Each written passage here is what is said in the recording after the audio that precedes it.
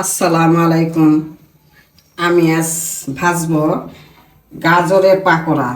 এর জন্য গাজরগুলো এরকমভাবে কেটে নিয়েছি। গাজরের পাকোড়া এত সুন্দর লাগে খেতে। আর এই যে পেঁয়াজ নিয়েছি, পেঁয়াজগুলো এরকমভাবে কেটে নিয়েছি। তো এখন আমি বেসন দেবো এখানে।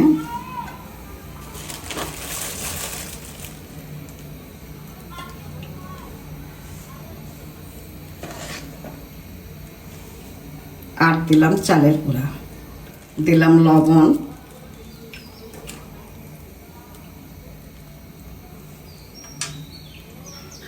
জিরার গুঁড়া দিলাম আর মরিচের গুঁড়া দিলাম। এখন আমি ভালো করে মেখে নিব।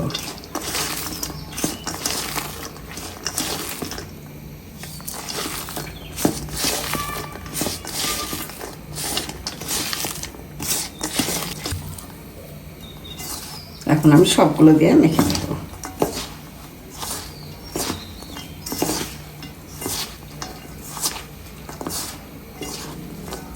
একটু একটু করে পানি দেব।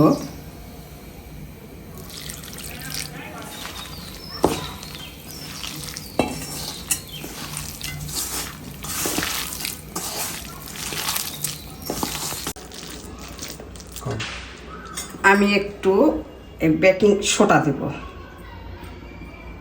তাহলে ফুলবে ভালো, মশমশা হবে।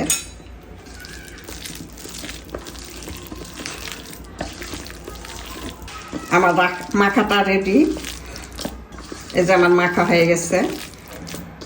আমি এখন কড়াতে তেল দিয়েছি চুলায়, আমি ভেজে নিব। এই গাজরের পাকোড়া যে এত মজা হয়, আপনারা না ভেজে খেলে বুঝবেন না। একটু ভেজে খেয়ে দেখবেন কত টেস্ট খেতে। গাজরটা মিষ্টি মিষ্টি স্বাদও হয়, সুন্দর স্বাদ হয়।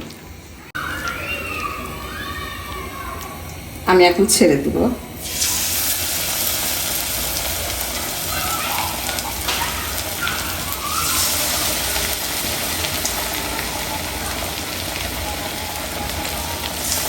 হাতে যা উঠবে এইভাবেই দিয়ে দেবো। সাদা সাদা হলেই বেশি মজা হবে, দেখতেও ভালো লাগবে, খেতেও ভালো লাগবে।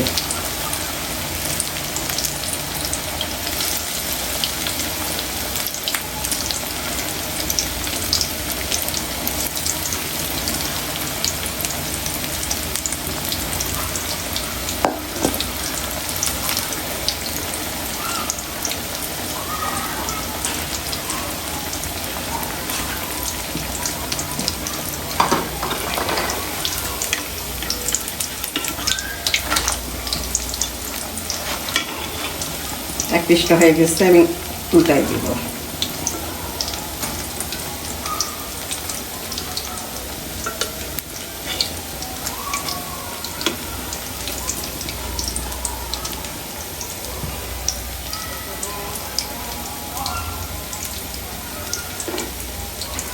এখানে আমি ধনা পাতা কাঁচামরিচ কিছু দেইনি, কারণ ধনা পাতা কাঁচামরিচের স্বাদ অন্যরকম, আর এই রকম এটা ভাবে অন্যরকম। শুকনা মরিচের গুঁড়া, জিরার গুঁড়া, লবণ শুধু, এটা স্বাদ অন্যরকম।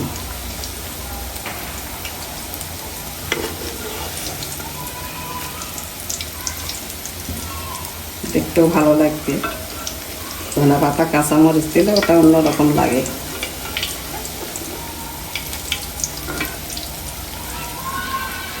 আমার এগুলো ভাজা হয়ে গেছে, আমি এখন উঠাই নেব।